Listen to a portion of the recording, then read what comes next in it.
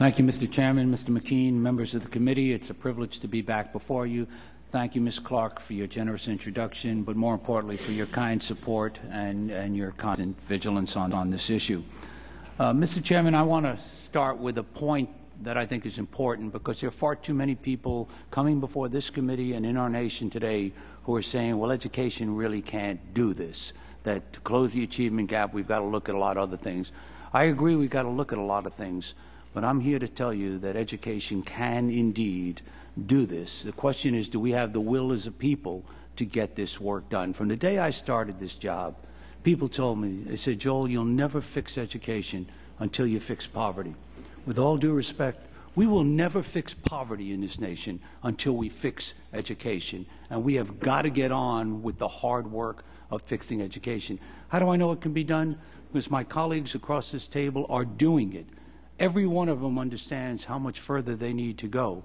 But every one of us also knows that we've seen it happen, that education can transform the lives of kids from the most dysfunctional, high-poverty backgrounds. That's what's happening in New York City. This year, we won the Broad Prize as the best school district, and a feature of our success was closing the achievement gap.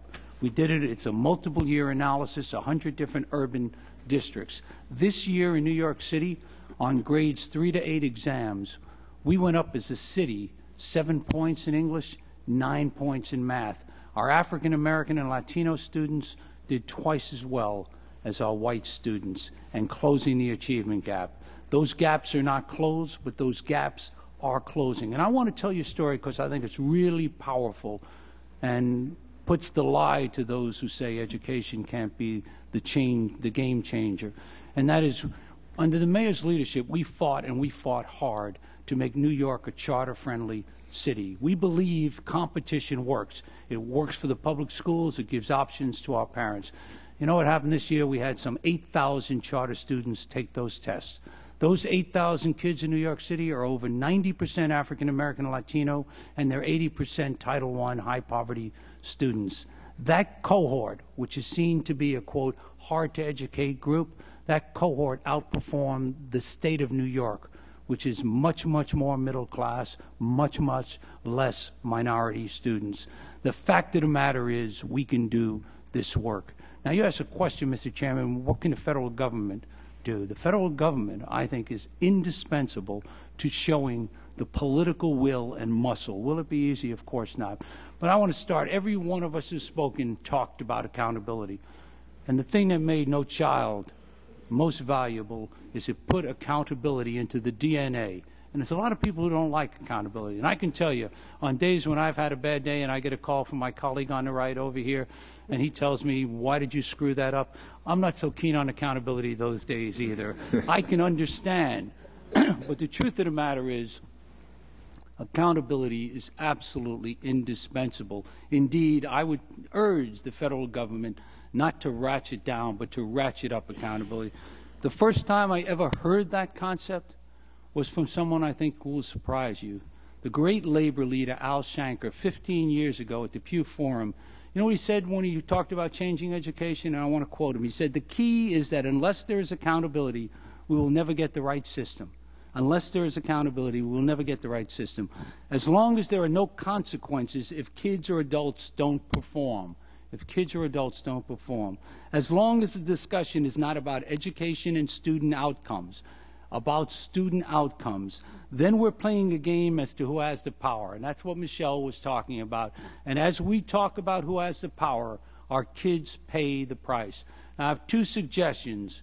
Each one of them is something this committee's heard a lot about, but I think they're both important. We've got to move to a growth model, and we've got to move to the kind of robust growth model we have in New York City. You call a school a cine or something, it diffuses public focus. Sure, when kids are in an F school in New York City, our parents scream. We actually give them the opportunity to transfer out. But if they don't scream, you don't create the political muscle for real change. And what's a greater shame than telling a parent that her kid is in an F school is not telling her and pretending it's not an F school. And I think we need to have an accountability system that is open, transparent, and known to every kid. Second of all, and I know this is hard, Mr. Chairman, but I know you're the man to get it done. We need national standards and national assessments. The kids in Idaho, the kids in California, the kids in New York are competing globally, and they're competing against countries that have national standards and rigorous assessments. A lot of people have knocked testing.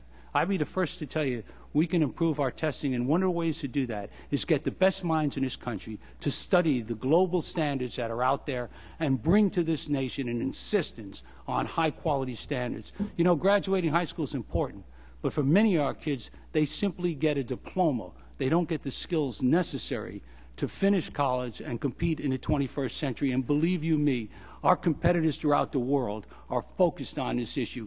And for us to have 50 different standards and all these different assessments and create all the problems with that is a huge mistake. Let's be tough. We owe it to our kids. We owe it to our nation. The second thing is invest, invest, invest in high-quality teachers. Everything everyone is saying here. Don't diffuse federal funding. What's the biggest challenge? The recent Aspen study pointed it out. The most important thing in a kid's education, we know it, you know it, is the quality of our teachers. As to that most important thing, that's where you close the achievement gap. Great teachers close achievement gaps. As to that most important thing, our poor kids, our minority kids, they're not getting remotely their equitable share. Where should the federal government play? It should play by incentivizing two things. Incentivize performance.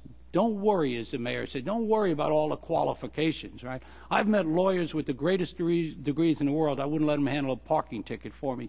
Incentivize performance.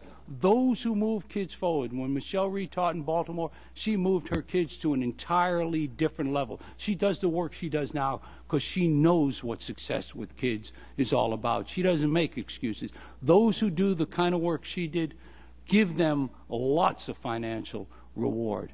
Those who don't have to exit the system. And second, those who take on the toughest challenges, who in our city go to Central Brooklyn, where Yvette is from, who go to Harlem, who go to South Bronx, the poorest congressional district in the nation, those people who take on the toughest challenges, they should be rewarded. Our principals in New York City, if they do that, we give them $25,000 a year if we think they're the top draw.